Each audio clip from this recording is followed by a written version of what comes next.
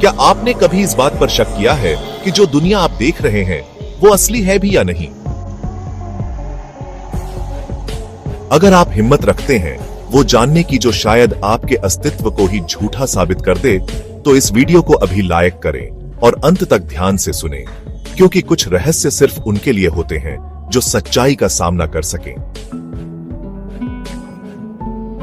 सन 2003 में एक ब्रिटिश दार्शनिक निक बॉस्ट्रोम ने एक थ्योरी दी जिसने पूरी दुनिया को हिला दिया। इसे कहा गया सिमुलेशन हाइपोथेसिस। इस थ्योरी के अनुसार अगर किसी सभ्यता ने इतना उन्नत टेक्नोलॉजी विकसित कर लिया हो कि वो अपने पूर्वजों की एक वर्चुअल कॉपी बना सके, तो संभव है कि हम उसी सिमुलेशन में जी रहे हों। अब सोचिए, अगर एक इंसान वर्चुअल दुनिया बना सकता है तो क्या वो भगवान नहीं बन जाता? और सबसे हैरान करने वाली बात, इस थ्योरी पर इलोन मस्क खुद विश्वास करते हैं। उनका कहना है, There's a 1 in billions chance that we're in base reality, यानी बहुत ज्यादा संभावना है कि हम सिमुलेशन में ही जी रहे हैं। विज्ञान का मत, कंप्यूटर कोड से बनी दुनिया, क्वांटम फिजिक्स की कुछ थ्योरीज भी इसी ओर इशारा करती हैं। जब वैज्ञानिकों ने कणों का व्यवहार देखा तो पाया कि कण तब तक निश्चित नहीं होते जब तक कोई उन्हें देख न रहा हो। इसका नाम है ऑब्जर्वर इफेक्ट। ये ठीक वैसे ही है जैसे वीडियो गेम में कोई एरिया तभी लॉड होता है जब प्लेयर उधर जाता है। क्या हमारी दुनिया भी तब ही रेंडर होती है जब हम उसे देख रहे होते हैं? इसके अलावा एक वैज्ञानिक ने इलेक्ट्रॉन के व्यवहार को जब कोड की तरह समझा तो उसमें बाइनरी कोड जैसा पैटर्न मिला। क्या हमारी रियलिटी सच में किसी सुपर कंप्यूटर द्वारा चलाई जा रही है? अब बात करते हैं भारत की प्राचीन वैदिक दृष्टिकोण की। हिंदू धर्म में एक शब्द है माया। माया का अर्थ है भ्रम, आभासी वास्तविकता। उपनिषदों और वेदों में कहा गया है, ब्रह्म सत्यम जगत मिथ्या। ब्रह्म सत्य है, ये संसार झूठा है, यानी जो दिखाई देता है वो नहीं है और जो नहीं दिखाई देता वही असली है। क्या हजारों साल पहले हमारे ऋषियों को ये एहसास था कि हम किसी सिमुलेशन में हैं?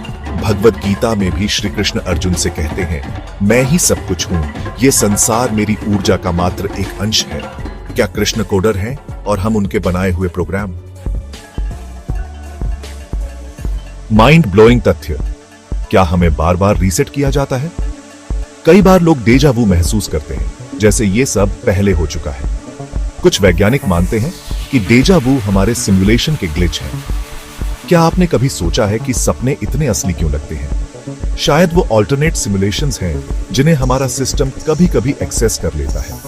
कुछ लोगों का मानना है कि जब हम मरते हैं तो बस लॉग आउट होते हैं और फिर से किसी नए अवतार में लॉग इन कर दिए जाते हैं।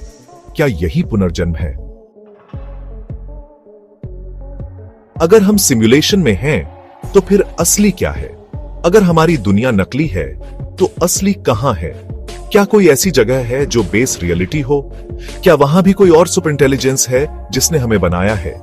या हम खुद ही उस भ्रम के अंदर हैं जिसने खुद को अनगिनत रूपों में बांट दिया है, जैसे किसी इन्फिनिट गेम का हिस्सा? अब आपके सोचने की बारी है। तो अब सवाल यह है, क्या आप वाकई खुद को जानते हैं या आप सिर्फ एक चरित्र हैं किसी के डिजाइन किए हुए कोड में?